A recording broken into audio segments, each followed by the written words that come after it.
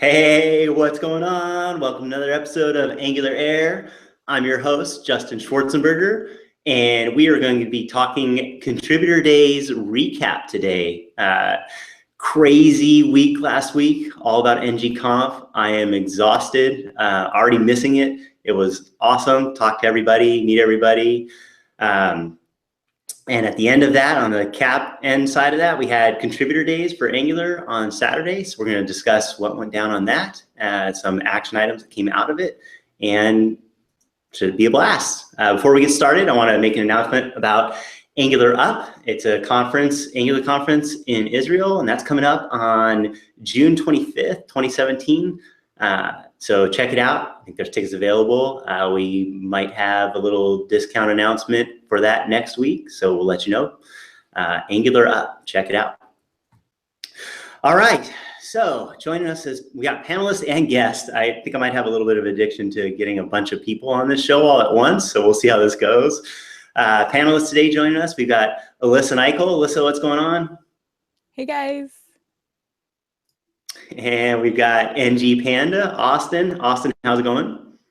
How's it going, guys? I was really upset at ngConf. They told me that on the live stream, I took my panda head off too soon. Yeah, you did. And no one could see the panda head. And they were asking about it in the YouTube channel. Like, where's the panda head? Well, you can just throw it back on and wear it for the next 15 minutes, and then I think everybody will be satiated. All right, we got NG Cookie Monster, NG Local Storage, Mike Brocky. What's going on, Mike? Oh, not too much. I figure I was a little chilly here, so keep this nice warm thing on my head. But I can still see my face here, so I could leave it on for the whole show.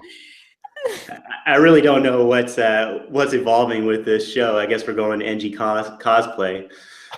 So our guest today, we've got Taras joining us, and I think he's in costume as well. Let's check it out. What's going on, Taras? Hello. I'm what am I?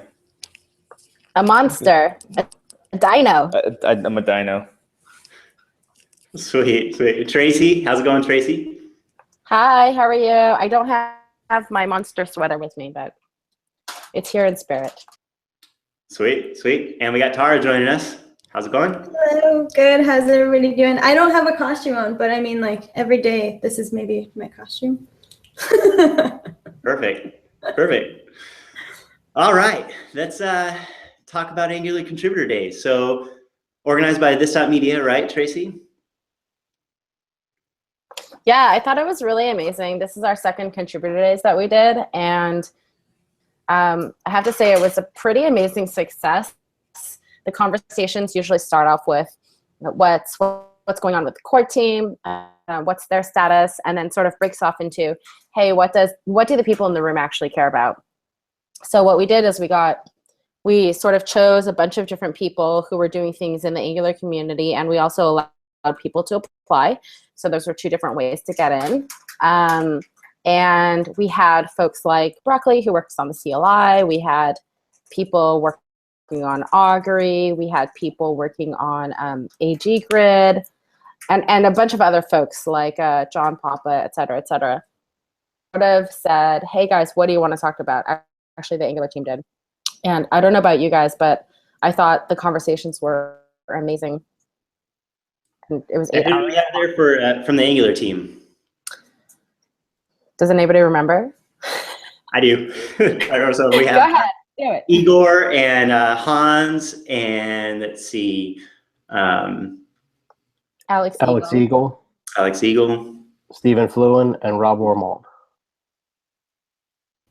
10 points for Bracco.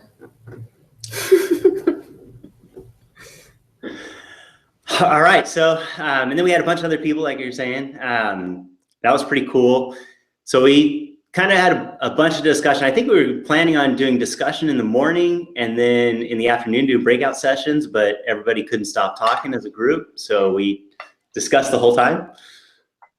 Yeah, I thought it was really awesome. You can go to contributordays.com. I don't remember the actual URL, but if you go to contributordays.com and click on Angular, you'll actually see who was in the room. And we will be releasing the videos in about a month or so. So the whole idea behind Contributor Days is it's supposed to start the conversations. And the conversations and what happens at contributor days does not end at contributor days. What we're hoping is that people will, from the Angular community, will actually watch these videos, hear about what's important to others in the community, and actually have the videos be an opportunity for them to say, oh, hey, this is how I can help. Austin, do you want to say that? Because I like that. It's like what happens in Vegas stays in Vegas, but the opposite. What happens at contributor days doesn't stay at contributor days. Alyssa, you loved that one. It's just so nerdy. I love it so much. Like, the nerd here is just overwhelmingly wonderful. Thank you for bringing it back, Austin. No, I miss contributor days, and I think there's like one other person here too. So I want to, like, you know, be kind of like the audience that like wasn't there. So going forward, you're going to release like videos and stuff, but how do we keep the fire alive other than watching it ourselves? Is there like going to be a like key place to have these conversations, or just like out in the ether? Should we just tweet you directly? I do think it's kind of out in the ether. Like, certain people said, like, there was a lot of conversation about the Angular community and what do we do, and Maxime's NG community came about. They were talking about, okay, how do we actually unite this? Where do people go look for resources? You know, can people who speak at meetups share out decks? And I think that's one of the things that they were talking about with NG community is like picking it up on Slack, because a lot of the people who were there actually did meetups and different things for the Angular community, but didn't even know about NG community. And that's like the Slack, the Twitter handle. And so Augury was basically very kind enough to kind of take on this. I think we're going to talk about it more later, but the NG community role in working with Maxim to kind of get everybody together in the Angular community that's making efforts with meetups and such to make resources and make a place for us to all talk and do stuff. So what Slack channel are we talking about? It's the NG community, and I know there's the Twitter handle that is it is NG community, I'm pretty sure. And then I think it might be ngcommunity.slack. Okay. So and anyone can join? Is it just like an open? I'm pretty sure, because we had a little meeting about it, and that was my introduction to it, was like, thank you, ngConf. There was a meetup of meetups that Maxim put together. So I think even if you just tweet at him, I'll double check while we're all talking. I'll multitask. Okay. It seems that it's a community for people that organize things in the community, right? Yes, or probably also people who are interested in it. A lot of people reach out to me, and as I'm sure many other community organizers, and say, how do I start one in my area? So we really want to be able to provide those resources. And I think the beautiful thing about contributor days is what we saw with ArcsJS contributor days is, number one, calls to action and people actually taking the lead to help the cause of ArcsJS. But what actually ended up happening as well is a lot of these ideas sort of seeped into the minds of the core team, and you saw things just organically start happening. Like Ben, there was a lot of conversation around how large ArcsJS was. So a few weekends ago, he made T-Rex. It's an ArcsJS a tenth the size of, and it's going to be like ArcsJS 7 or something like that. Exactly. Oh my gosh, that's so cool. I made him rename it. He was calling it Tiny Arcs. He's like, for now. I'm like, no, it's going to stick if you call it Tiny Arcs. But like, I think same thing for all of us, right? Like, hopefully we all get to watch these videos, and hopefully we're able to make an impact on the Angular team. Hey guys, we'd really like X, Y, and Z. I remember the community stuff, but maybe like Mike, from the CLI perspective, was there anything that, there was a lot of conversation about the CLI. Yeah, well, let's get into like the action items that came out of there. So we had this whole discussion, and we planned out a bunch of action items to take action on. But before we do that, I want to mention a little bit that we had a couple people from different communities join us as well. So Taras, you were from the Ember community, so you brought that perspective.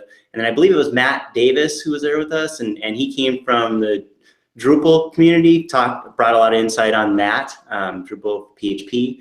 So it was cool to have some other people from other realms come in and share insight into the things that we were discussing. Also, Uri from Meteor Apollo GraphQL. Yeah, it was very interesting for me because I've been supporting, I've been in the Ember community for about 3 years, and so I've seen Ember go through the kind of seeing Ember go through the things that Angular are going through right now. There was an upgrade that happened, and Ember CLI became a reality, and so I'm kind of seeing Angular go through the same things, and you're actually asking the same questions. So one of the interesting things, one of the things that I was really happy about the contributor day is that there was actually kind of agreement that came out of it, and which kind of led to the action items. So wait, you're saying that we're solving the same problems again? Yeah, yeah. There's definitely some. I'm seeing the same questions get asked and answered, and the thing that's great is that they're being answered in the same way, which means that there's convergence that's happening. It's interesting to see that it's happening now. But I think with the Angular community, even though you're asking the same questions, for example, about Ember, about the CLI. What role should CLI play in docs? Like in Ember, the CLI is now the starting point for the documentation. And so that's just happening in Angular community now. So even though you are having these conversations a bit later, but I think the answers are easier. Its questions are easier to answer, and I think the progress is going to happen a lot faster because it's more obvious now what is kind of the better way to move forward. Doesn't Ember use a lot of CoffeeScript as well? Yes, that was no, just for whoever's asking. No, that's something we worked really hard to get rid of. But yes, CoffeeScript is amazing. I love it, especially with coffee. Wow, can we just have you say that last part, but a little bit slower? Which part? Just that last sentence. Just forget what he said, Alyssa. I think it was something like CoffeeScript is amazing. CoffeeScript is great. No, but CoffeeScript is cool in that it was the first tool that was transpiled, in a sense that was really popular in JavaScript, that had transpilation mechanism, and now every project is transpiled. So there is something to be said for the effort of what it tried to do, and I think some things that it has, like fat arrow, I think we can probably, I think it's safe to say that it popularized the use of fat arrow, so I think it's, there's a lot of great things about it. It just... You're making Alyssa feel really good right now. Oh, yeah? I think I'm missing something. But well, yeah, I have to use CoffeeScript in my day job, and so Austin never lets it go. And so it's nice to hear that not everyone has this loathing for it. I do agree, though, that it kicked things off, but there are better things now. And I'm not suggesting that everyone stick with CoffeeScript for life, but it is good to hear you say these things. So yeah, I think the nice thing is that we can all agree that some of the things that CoffeeScript has now are the right things for us as a kind of modern web community, right? So I think that's a really positive thing that came out of it. And experimentation and adoption is key to us being successful as a community. So it's that's that. Okay, well, I don't think CoffeeScript came up at the contributor days, so it just comes up on this show all the time. So, all right, well, let's go down this action item list. Bill Odom was there and from Angular Bootcamp, and he was gracious enough to run our whiteboard and write down this list and aggregate it all together. So thank you, Bill. You got that to us. So let's just go down this list. First thing on it was the surface design. To surface the designs, the core team has this design process and docs. We were talking about how to make more visibility for the things that are in the pipeline for Angular core and the CLI, so that us as a community can have more visibility on what's being worked on, what the direction is. And they do this design process that they go through. And so there's some talk about surfacing those designs docs so that we can see, or some other format that we can have access to that visibility. Absolutely. To touch on that a little bit, so it's a matter of when those get surfaced. Those are currently being surfaced. I know that earlier today I watched Kara Erickson's talk, and she pointed to her design for how they're going to allow for managing validators through observables in a design document, and mentioned that as well. It's just a matter of when they're being surfaced and how they're being surfaced. So more so to which will come to the next item is how the different designs are being worked on and communicated external to the team.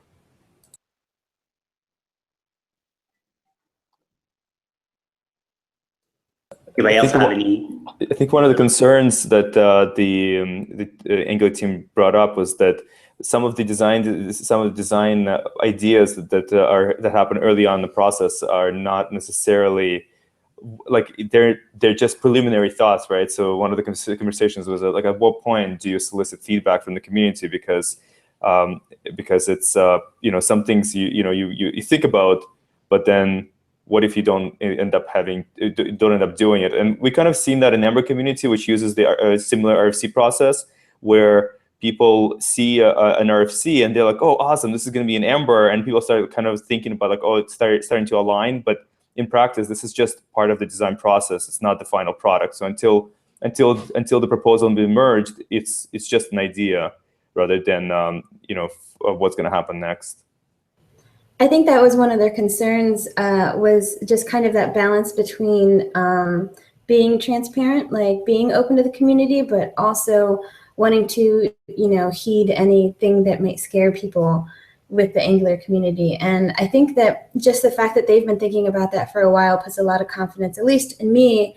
It put a lot of confidence in me knowing that they want to be transparent with the community and they're trying to find the best way to do that. Yeah, I liken this decision to the idea of you do local commits before you push up a branch. You're gonna go back and fix things locally before you push something up, especially to be critiqued or reviewed or anything else. It's a working process. So to me, having some designs private and local makes sense until you have it at a state where it's ready to be shown.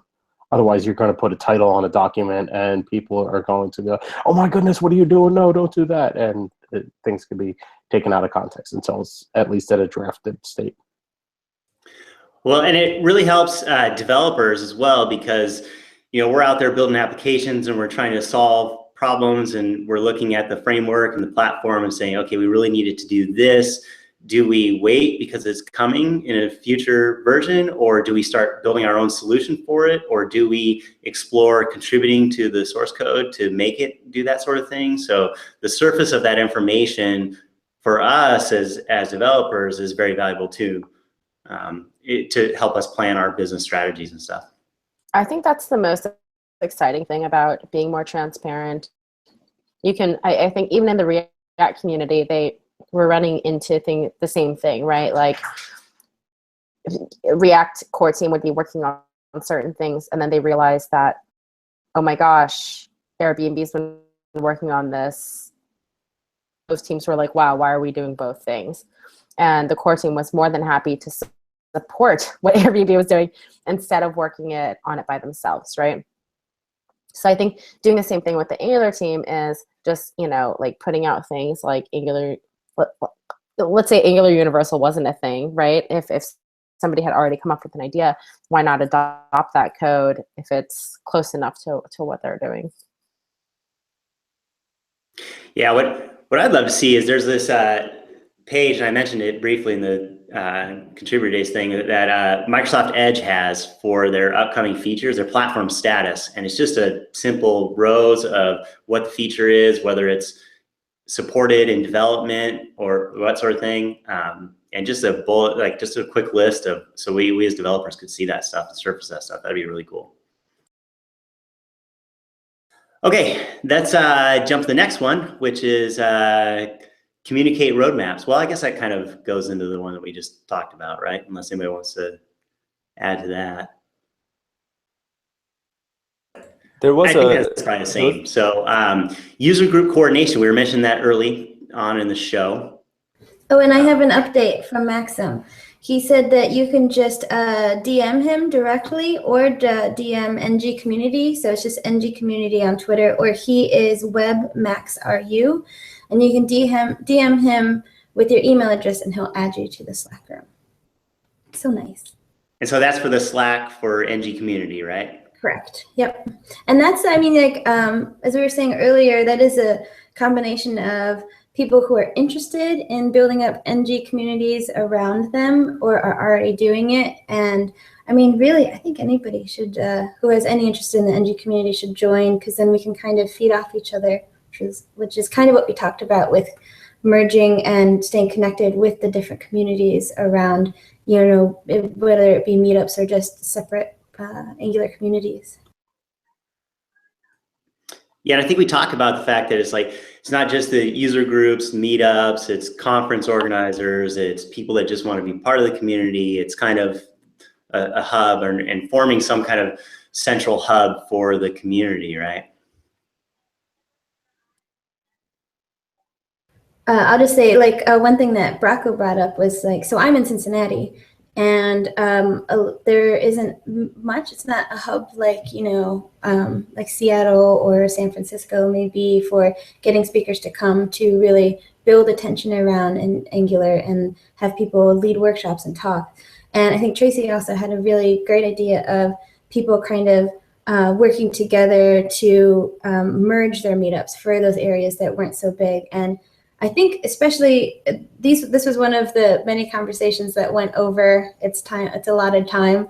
But I think it's because being a part of a coding community is so important. And the fact that we can make efforts to make that community grow more, the best way we can do it is by working together. Yeah, and one of the interesting things that came up with that too was the talk about thinking about if you run a user group and you need content to get remote speakers or remote content in for maybe the first part of your meetup, and then having lightning talks or something to fill out the next part of it. Tracy, maybe you can talk a little bit about that, because you mentioned that. Yeah, I mean, I've done this before when we were doing Ember meetups monthly, and it was very difficult to get anybody to come out. But I mean, that's what it's like coming from Bay Area, where you're used to at least 150 people showing up on the low side, to moving to Raleigh. You know, how do you get people out? How do you get more than 5 people out, let's say? So what we did was we took Philly, Jacksonville Beach, Boston, New York, Raleigh, Toronto, etc., Atlanta even, and we said, okay, everybody start their meetup at 7. So 6:30 to 7, people like ate pizza and stuff like that. Everybody broadcasted in. We broadcasted in a speaker for half an hour, the first talk, and then everybody else went and did their own meetups. So it was really cool to like be able to say hi to everybody on the camera for all the different meetups that we were co-hosting together. It's actually not that difficult to do. I wish I had more time to do it. So maybe do it, or Tara, or Alyssa. Yeah, Mike, you did one recently, right, where you wrote it in. Why don't you talk a little about that from a speaker perspective? Yeah, actually, I can talk to it from both sides. I help run the NG Pittsburgh community here, and a couple months ago, Rob Wormald was nice enough to come on to talk to us about ngRx, and I think it was well received. I think people, we were still able to interact. It was just a single meetup, so I'm not sure if there was additional pain points there about being able to stop the presenter and ask questions. I guess that's kind of up to the presenter as well, the kind of talk that they put together, whether or not they're willing to accept feedback in the middle, or if they just kind of want to get through and then maybe take some questions at the end.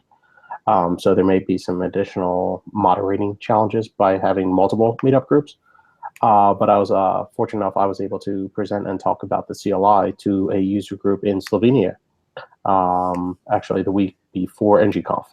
So it's nice to be able to connect with a different community without jumping on a plane. But so you have a slight disconnect only because you feel like you're sitting there just talking to a computer, but you get to see, or I was able to see the people in attendance as well. So as you make a point, you're able to see heads nod or people just glaring off if you are off on this strange tangent. So there's the ability to get feedback. So as a speaker, I think it went pretty well. I think it's a model that can be reused and tweaked, like I said, with the additional complications of multiple user groups of how do you manage questions within there. But maybe the community can come up with a solution, maybe a technical one to like queue up questions or something like that.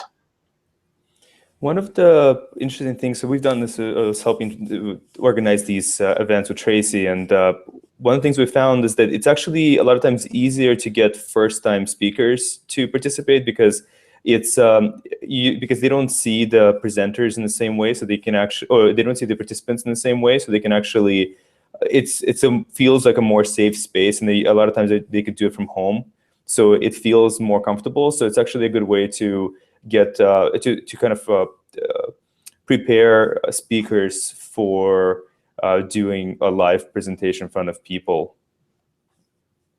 Maybe NativeScript and Kendo UI can do a real-time mobile and web app with AngularAir to do questioning. That'd be awesome. That was actually one of the difficulties that we found in hosting these events, is that I think we really need technology to make the user experience better. So if Kendo UI and NativeScript can do that, that'd be amazing. I think all my managers are pinging me now saying that I have to do it, so that'll happen. We always seem to do like some action items on our show and things just happen. Usually it's around the CLI, but I don't know. This is awesome. Cool. So it's like a mini contributor days. It's like a mini contributor days. It's like a mini contributor days. Did you hear me? Sorry. Yeah. Okay. Totally. Well, community content. Also, I guess Yuri took the head on leading up this community hub kind of concept here, and Yuri Goldstein. So he's going to do, I think, try and start organizing a kind of a committee, right? And take over the drive on setting up this community stuff. I talked to him about that a bit because it seemed like to take such a big bite out of, it's a lot of responsibility. But one thing that we said, because I know I asked him about it and I was like, let me know where you need help. And he's like, that's what I think will happen too. Like, he was totally not scared, not worried about starting it up. He was excited that he could do something to kind of bring everybody together. But also when it comes to, I don't know how everybody else that does meetups, but there tends to be a thing where when people want to help, because people want to help the community, so it turns almost into a delegation role. And so he was happy to put the effort into it, and he just knew that down the road that people would also be willing to help him, which is great. Yeah, and I think this really came out of Matt mentioning this. The Drupal community has this kind of committee that heads up and helps make those decisions, helps orchestrate that stuff for the community. And so we talked about how can we do that same thing for the Angular community and get that going. I think it's called something. How we spread the message of Angular, how we help organize user groups and meetups and stuff when people want to do those sort of things, as well as surfacing. I think we talked about surfacing some information on things that help you do Angular things. I think there's some talk about surfacing tools and practices and places to go. ngDoc.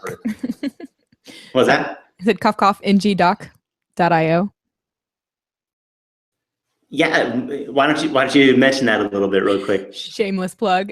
Joe Eames and I have been working on a website called ngdoc.io, and we're actually talking with the Angular team about ways to incorporate it more with like the actual docs. But currently, it's just a small project that allows anybody from the community to go on and like search for articles, videos, anything related to Angular 1, Angular 2, Angular 4, and you can kind of go through and add tags. And if you don't see what you're looking for, or perhaps you're a creator yourself and you created something, you can go and list it on there. And so we are working on getting that open source so that we can have more community input. But right now it's just like bare bones. So, but we already have a ton of articles. So ngdoc.io is definitely like one of those things that you're talking about of sharing resources, and it's like the unofficial Angular docs. So So we talked a lot about the docs and training and learning Angular and how to get people doing that sort of thing. So let's just continue that discussion about the plan for the core docs, CLI docs, that sort of thing.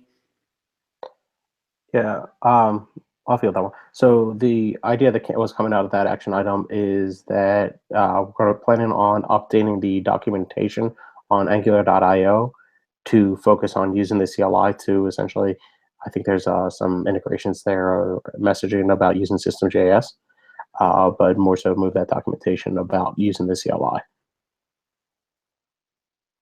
And try So we had this kind of really good discussion about that fact of that, okay, now that the CLI is released and 1.0.0 and stable and has a really good story around it, can we start teaching people like that's your entry point to get started with Angular, right?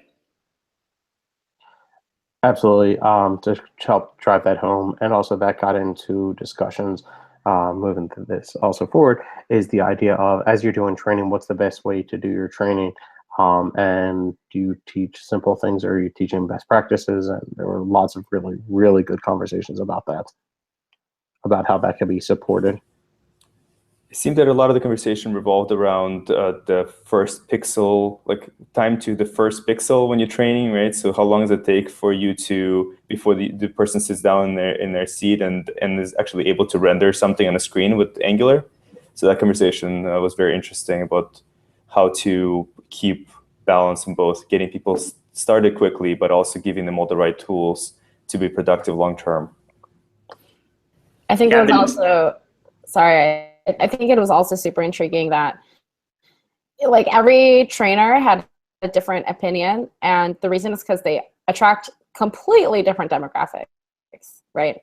Like Lucas Roblke, everyone's on the CLI because everyone's touched Angular before. But then you look at Angular Bootcamp and they have much, sometimes they're dealing with like secure firewalls and non-MacBooks and things like that, so. And then I think like Deborah brought up really great points too, where we assume a lot when we're training that people know that documentation exists, that people know that the CLI exists. And that's, especially with her experience, that's not the case. And so that I think my favorite part was talking about just different approaches to education as far as maybe going in reverse. So having a fully functioning best practices Angular application that you disassemble and put back together instead of going straight from, ng-new. And I think I know that I'm going to do more workshops that way and try that out, because the best thing that I think we could do is kind of scratch how we've been doing workshops and try to reform what we're doing and take new approaches, because the best way for people, or a lot of people, their entry point into Angular and into other languages are these workshops that we're doing at Meetup, and like I'm doing them at Women Who Code. So the entry point, make it as easy as you can for them to grasp so that they want to continue.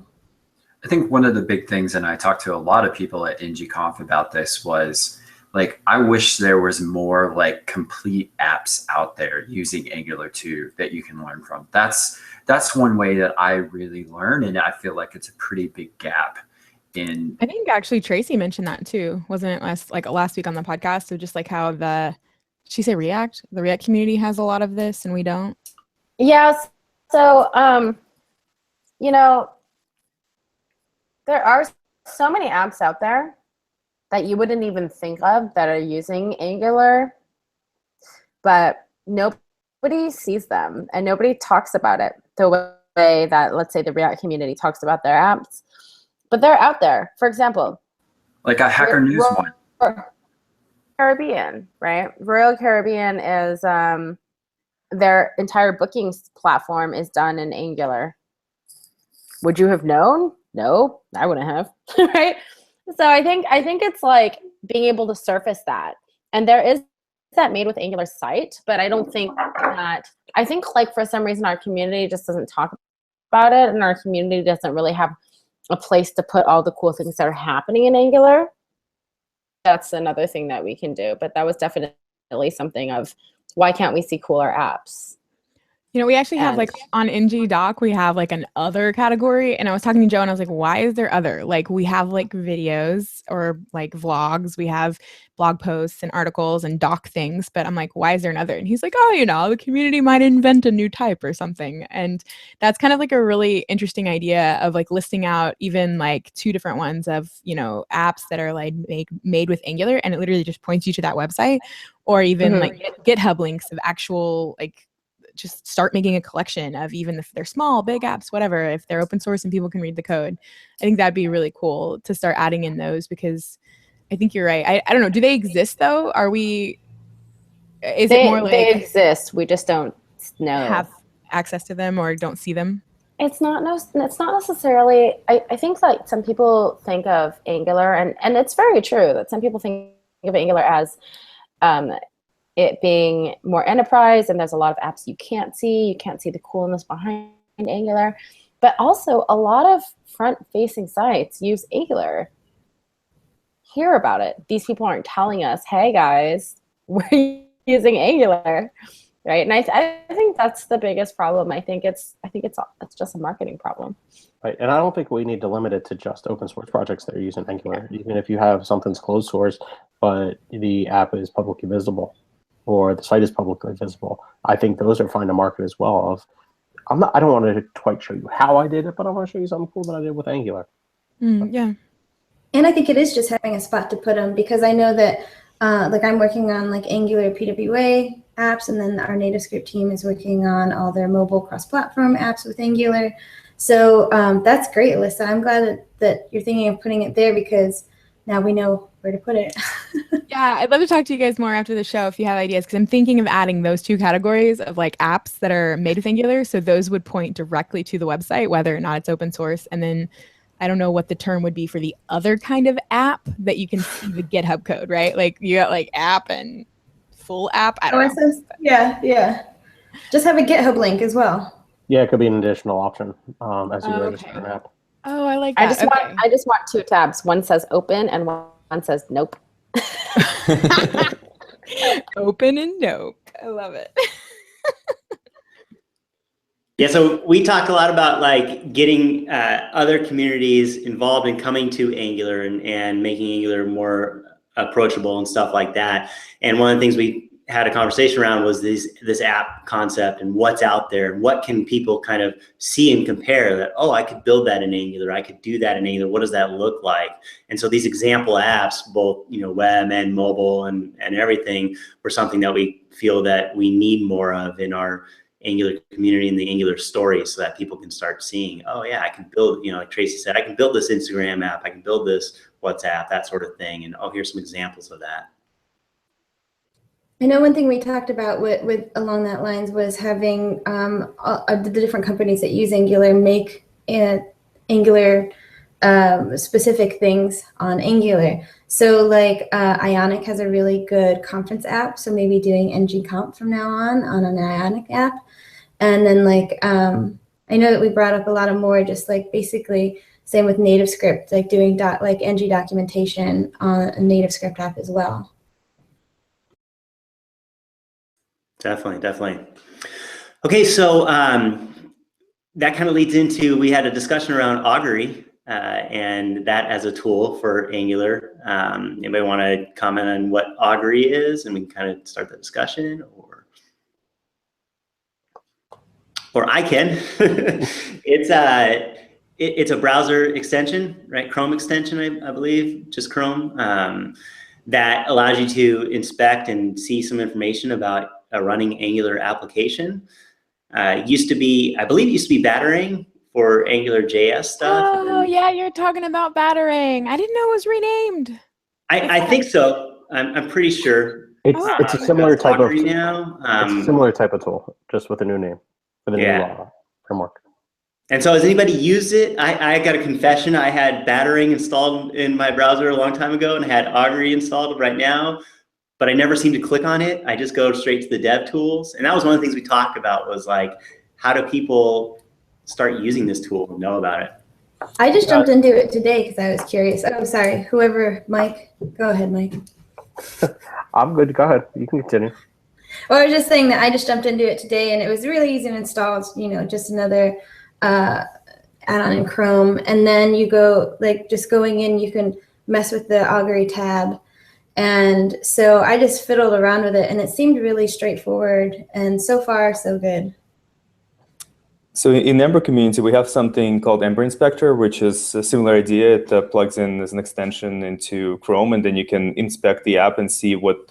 I think the most useful thing that it has about 5 or 6 tabs. One of them is seeing the tree view of components, so you can then inspect each of the components and see what state they're in, which is really helpful when you're debugging. So it's part of how we teach people to debug Ember apps, is actually like open Ember Inspector and look at what properties are assigned on the component. And then there's also things like there's like a promise tab, which allows you to see what promises are pending. I don't know if, I think there were some conversations about having observables get some kind of visualization in Chrome, but there are things like, we'd be able to inspect the dependency injection. So I could see all of these things being useful in Angular as well. And I would encourage anyone who's learning, really learn to use that tool to understand what's going on with their Angular application. I almost think if there were some good, I don't know, dev tools versus battering. What is it? It's not battering. It's Augury. Augury.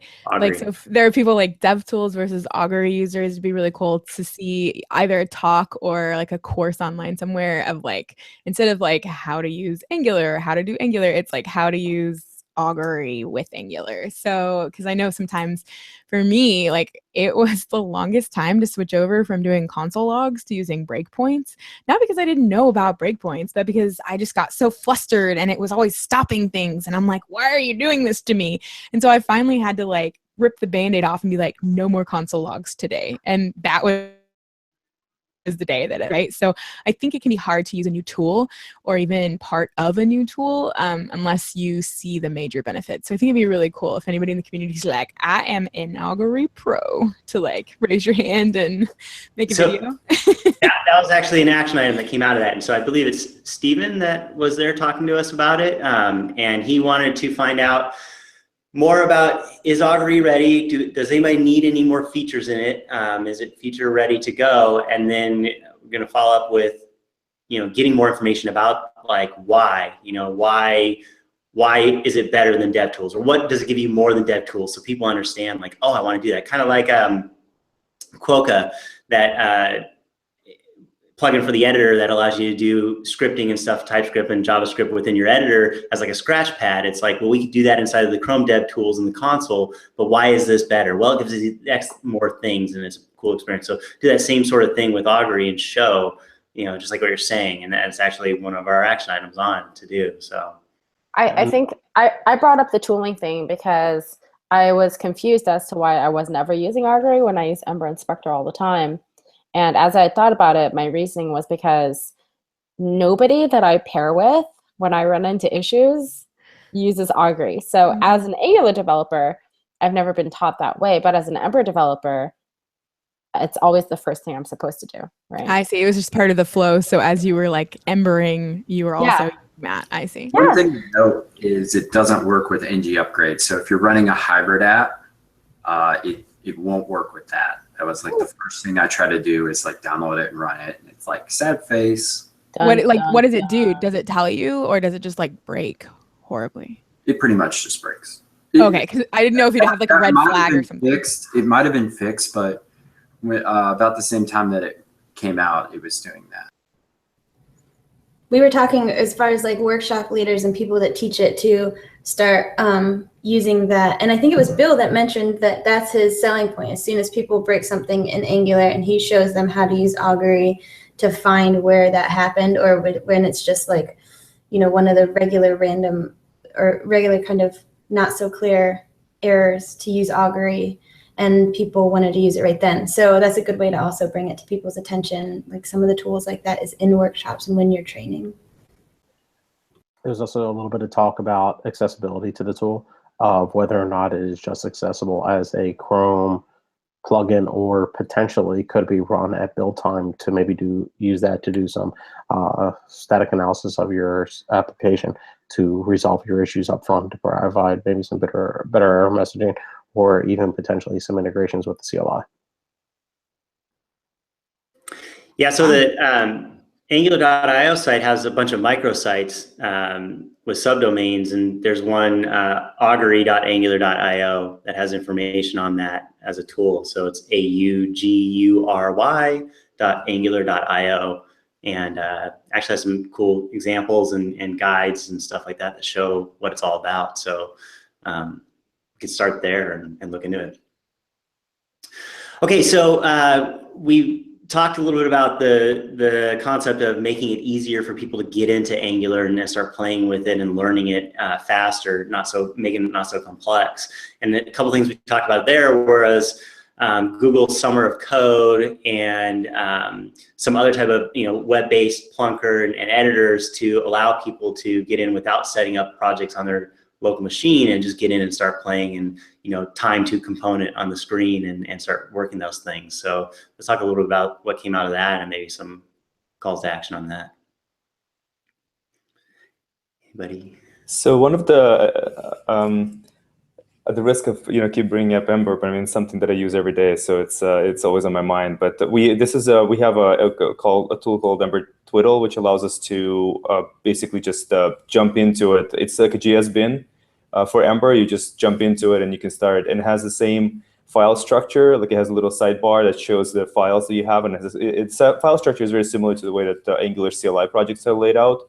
And so you can go into each of the components. You can create a component. You can go into the template and navigate it. And I think that that was something we were discussing as a possible way of in situations where it will take too long to install Node, especially in training scenarios. Like if you want to do a demo to somebody of how Angular works, and it's helpful just be able to jump into a web page and start programming Angular without having to spin up a dev environment and install Node. And if you have Windows, like it's a lot more complicated on Windows 7.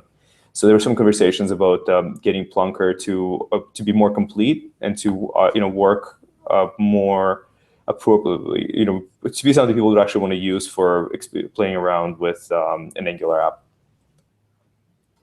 And so of course, like Plunker allows you to do the similar sort of thing, right? But I think what's cool about this is that it's focused on an Ember application, right? Ember development. So if we had something like that with Angular that was like, okay, this thing's ready to go, you don't have to pick like a starting project in there because it's not trying to support all these things. It's the Angular de facto, tool to get running and playing with Angular stuff.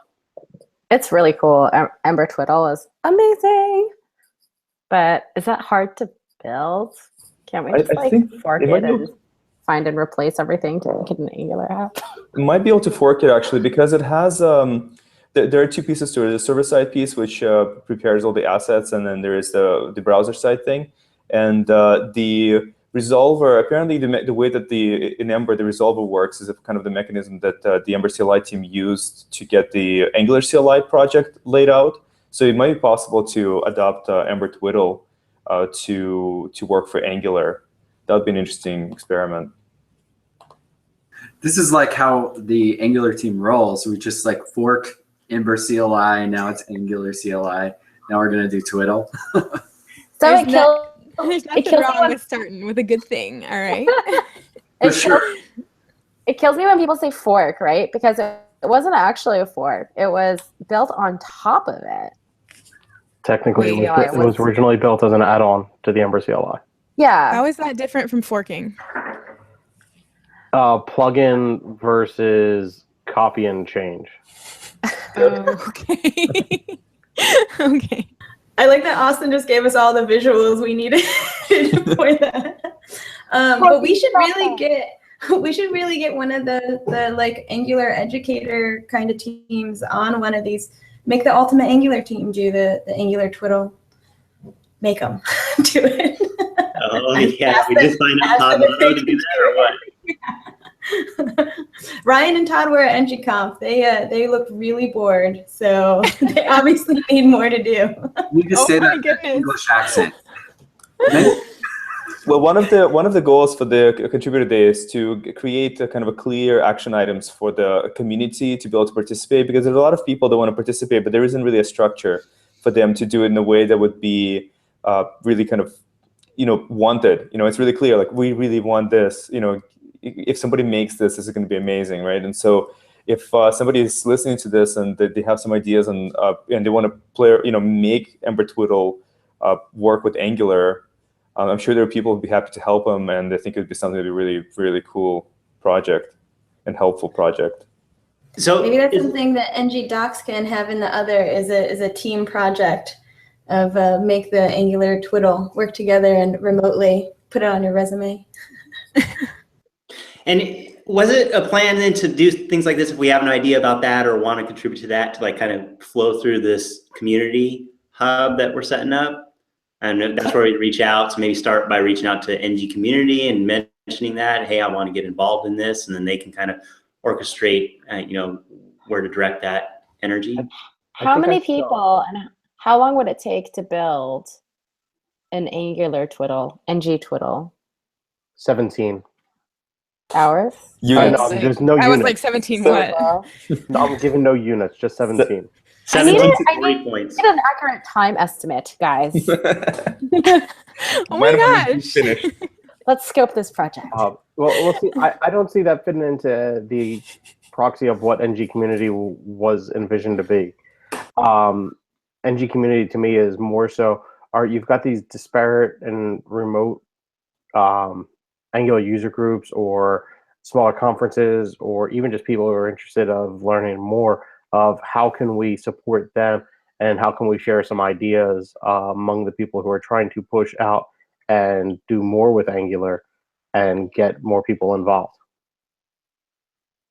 with better ideas, and maybe like sharing talk ideas, sharing contact information for speakers or whatever, just trying to take the idea of what makes everything about ngConf amazing. And even though this was separate from ngConf, but like that's like the hub where everybody kind of goes, or a lot of people go once a year, but to be able to get that kind of feeling and excitement out to the masses in smaller chunks. Right. I think it should be both, or if not both, then the other thing that Tracy's talking about, where you have a place that you can go and be like, I really want to contribute, but I don't know what project to help on, or I really think this project is in need. Can anybody help me? I think that place is needed. So if it's not NG community, then we should come up with that, because I think I don't know, I've seen it happen a lot of times where people want to contribute, but they may not have like the resources or the know-how, or even like just somebody pointing them in the right direction of, yeah, go talk to this guy. He knows all about that. So, but I also think that like, it's so unfortunate because, the reason I'm not jumping and saying, let's build that right now is because I'm so busy. Right. And I feel like a lot of community organizers or people doing open source are super busy and we just can't, but I'm more than happy to help guide somebody along the way. I'm not going to hold their hand. Like, I'll hold their hand a little bit, right? But like the people who want to be proactive and need to be proactive or desire to be proactive are the ones that need to sort of say like, hey, here's my list of things to do. And then we can sort of like scoot them along a little bit, ability they need, or feedback they need to feel confident in doing a project. But I think it's hard because this stuff is not that difficult to do, right? It's just a matter of getting in there and then actually doing it. Taras and I were speaking about Slack. So there was a lot of questions about Slack prior. And one thing that's really great about the Ember community, which I really like, is they actually have a Slack channel. It has one too, but it's just for the Angular team. With this Slack channel, there's like a help, a community one, and announcements or whatever. And we were thinking like, why? So in joining the Angular community, there's so many Slacks. There's Angular Beers, there's Egghead, there's AngularAir, right? There's now NG community, and I'm not even naming all of them that I'm a part of. So I was thinking like, why on earth is the Ember community Slack, which has, I don't even know how many people are on there. 9,000. Yeah, it's the default place to go to like get your questions answered by core team members or people like all of us, right? That that's amazing, but like what makes that work and not work on our community? Yeah. I think there's already a few Angular community Slack channels out there. Right. I don't even want to try and name them, but I know of at least 3 or 4 out there that are aiming to fill that void. I'm not sure how many of those are visited by necessarily team members, but I know that I imagine that there's at least some GDEs in those different Slack channels to be able to provide some sort of level of guidance or answer questions or anything like that. That's the hard problem though, right? It's like there's no one, but I mean, isn't there a limit for the number of users in a free Slack team? Is it that, or is it just the messages get? Because I know it'll messages. like just starts erasing them, but I don't know if they actually limit the number of. I've never pushed that, so I don't know. Do you guys know? There is no. It has. It's annoying with Slack that after about. Especially when you have a large Slack, I think it keeps like 10,000 messages. So a lot of the conversations get lost, which I think is a real shame. At the same time, people say that these conversations are temporal, right? They're not really meant to be like they're not meant to be like historic.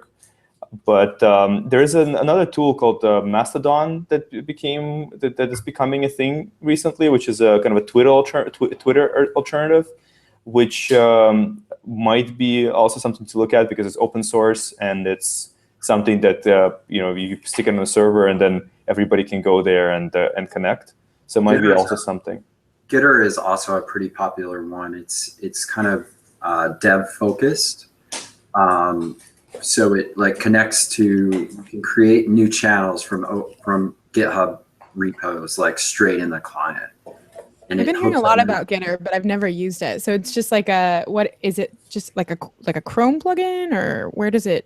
It's an app that you can download or go to their website. Or a web app. Yeah, because I used it in the Node community a lot. Yeah, and I think they actually just got bought by GitLab. So you can probably expect to see a lot more effort going into that project as well. So it might be something to check out. I feel like these are a lot of things that we should be taking, like using conferences to kind of implore people to join certain areas. And like if we were to do a workshop at Angular Connect about making ng twiddle, like I'd be happy to lead that. But then you actually have a bunch of people that are in the Angular community there to like jump off something with either like how we communicate or building something for the community like ng twiddle. So whoever these conference leaders are could possibly take advantage of that. Well, the cool thing about it all is that we definitely have the community here around Angular that people are excited about doing this stuff and want to do it, and will champion these things. And so it's pretty cool to be a part of that whole thing. All right, well, we're at the top of the hour, so time to wrap up. Those actually sounded like some picks there at the end, so maybe some of you could just be off the hook, not worry about it. But let's see if anybody has some picks they want to close the show out with. I'll just go down the list. Alyssa, you have anything? Yes. Oh. Am I muted still? Still muted? No? I'm like, what is happening? Okay. So I found out during the show actually that it is Jeff Whelpley's and Ward Bell's birthday. So they are my pick today. Happy birthday, gentlemen. And thank you for everything you do to make our community awesome. Happy birthday. Woo, happy birthday. Tara, you're going to sing balloons. We don't have time for that. Austin? Yeah, so I guess my pick might be ngAir. It's a really cool, like I mentioned, it's a really cool tool. It's based around, GitHub and open source projects, so it's pretty cool. And then also we were talking about apps using Angular, and there's a project called Angular 2 HN, which is a Hacker News implementation of Angular, or Hacker News implementation in Angular. So it's also something pretty cool to check out. Perfect. Mike? I'm going to go the easy way. I'm going to go with all the ngConf videos that are out there from last week. Most of them seem to be up on YouTube. except for Shy's. Shy is doing a few things with his, and then his will be up. But anything out there where it has me in it, definitely take a look. Nice. All right, Taras, do you have anything you want to share? I'm gonna go with the Mastodon social, the Twitter alternative that is federated and distributed. So looks pretty cool. It's I signed up. I have 0 followers and following 0 people, but it's a place to start. So I'll post the link in chat.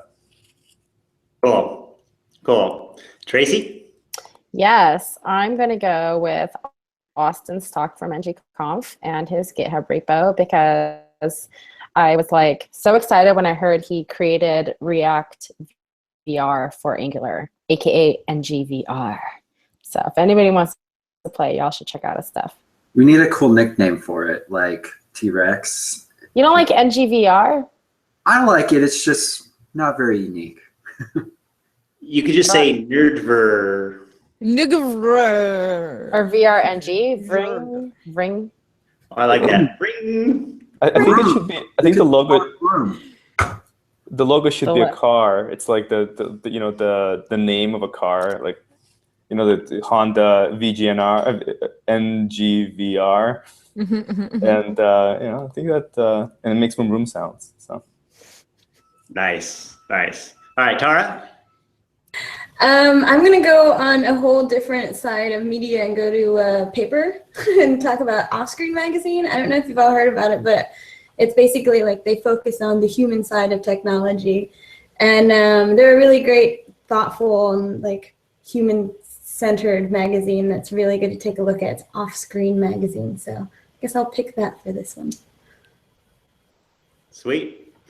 And then my pick, I'm doing another talk tomorrow at the Angular Mountain View meetup. On to the next one, I guess. Oh my goodness. I know.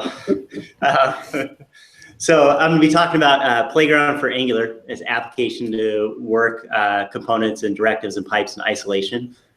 So I'll be talking about that. I think that's streamed, so you can check it out. Again, it's Angular Mountain View meetup. It's on meetup.com. And you don't sleep, do you? That's just like that cube that you live in, that you're in right now, and you just do talks and AngularAirs. Occasionally, someone slips a sandwich under the door. Pretty much. I mean, I just sit here and bang on the window. I'm like, let me out, and nobody lets me out, and everybody goes away, and the lights turn off, and I just keep working. I don't know. All right, well, we got some good shows in the pipe coming up. We're going to be having shows on ngRx. I think Mike Ryan's got some cool stuff to announce. We're going to have another show on that. We're going to have some I18N when Olivier commits to coming on. Be talking more about Angular Up with the conference organizers for that, to see what goes into that. All kinds of different stuff coming up. So tune in every week. Thanks to all of our panelists and guests for joining us today. And everyone have a good one, and let's get on those action items. Thanks, See ya.